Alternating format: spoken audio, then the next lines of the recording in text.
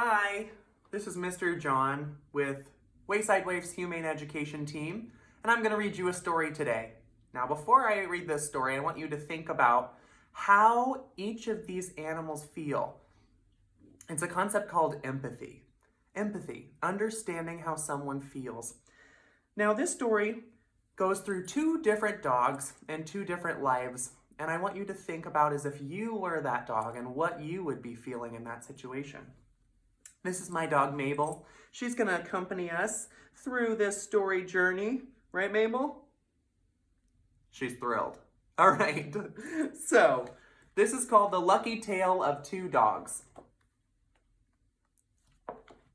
In the very same town, on the very same street, in two different houses, live two different dogs.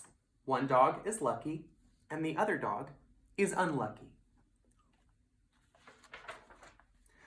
The lucky dog lives in a house with a family that loves him.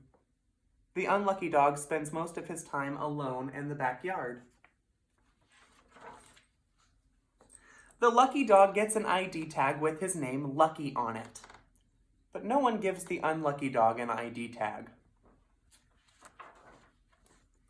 When Lucky's family sits down to eat dinner, they fill his bowl with food. The unlucky dog usually eats alone, rarely hearing a friendly voice. When Lucky gets dirty, his family gives him a bath. Afterwards, they brush his fur so he looks handsome. The unlucky dog stays dirty all of the time, and no one ever gives him a bath. Lucky's family plays with him every day.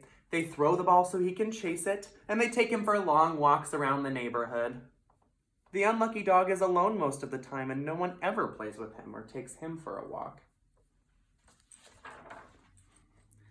Every year, Lucky visits an animal doctor called a veterinarian.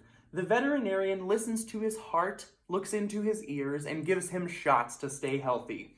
Lucky gets a treat for being such a good dog. No one takes the unlucky dog to the veterinarian, even when he's feeling sick.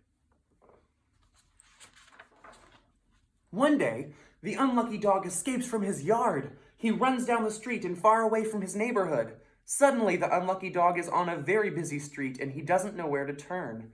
And now, the unlucky dog is scared and in danger. A kind lady sees the unlucky dog. She tries to help him, but he backs away.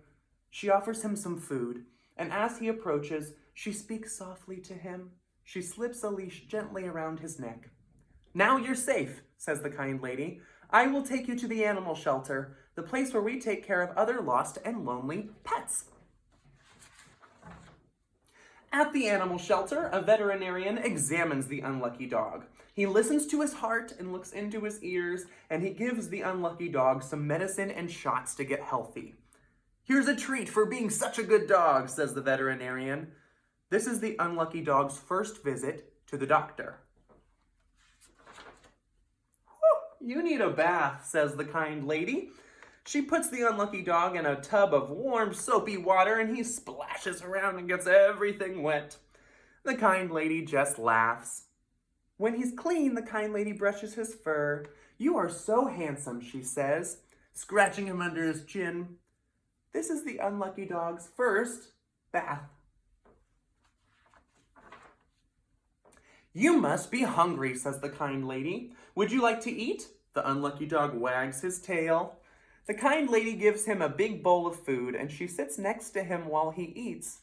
This is the unlucky dog's first friend. One day, the kind lady gives the unlucky dog an ID tag with his new name on it. "We're naming you Lucky because it's very lucky that we found you," she says. No one comes to the animal shelter to look for Lucky. No one calls to report a lost pet. So Lucky waits in his kennel. Every day he watches people and pets walk by. Lucky needs a family to love him. One day, a nice family visits the animal shelter looking for a dog to adopt, and the kind lady introduces them to Lucky. She tells the family that Lucky likes to be spoken to softly, gets excited in the bathtub, and loves to chase balls. "Our dog loves to chase balls too," says the boy.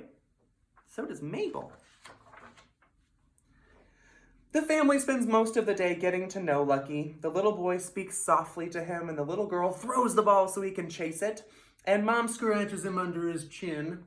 Dad tries to take Lucky for a walk, but he just turns Dad around and around and around. That's okay, Lucky. We can teach you how to walk on a leash, says Dad. Lucky loves all of the attention. I love him, says the little girl. I love him too, says the little boy. Can we take him home?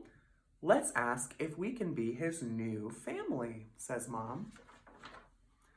The family asks if they can adopt Lucky, and the kind lady says, yes, you are the perfect family for him.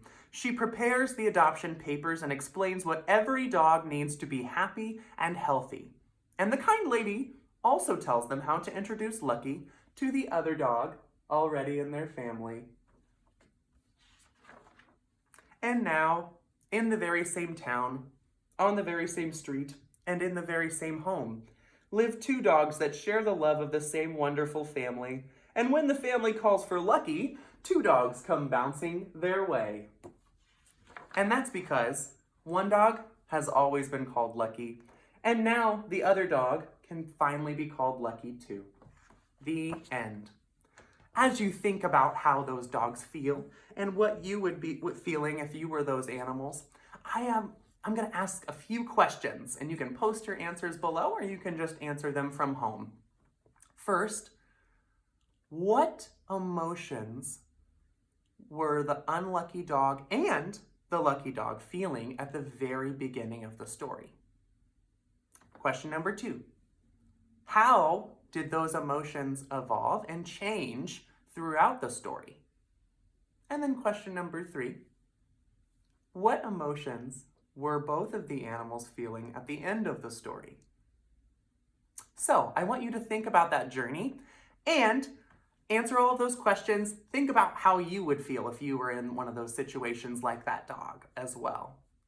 All right, that's your daily challenge from John and Mabel. We'll see you later. Bye. Thank you, Mabel. You sweetheart.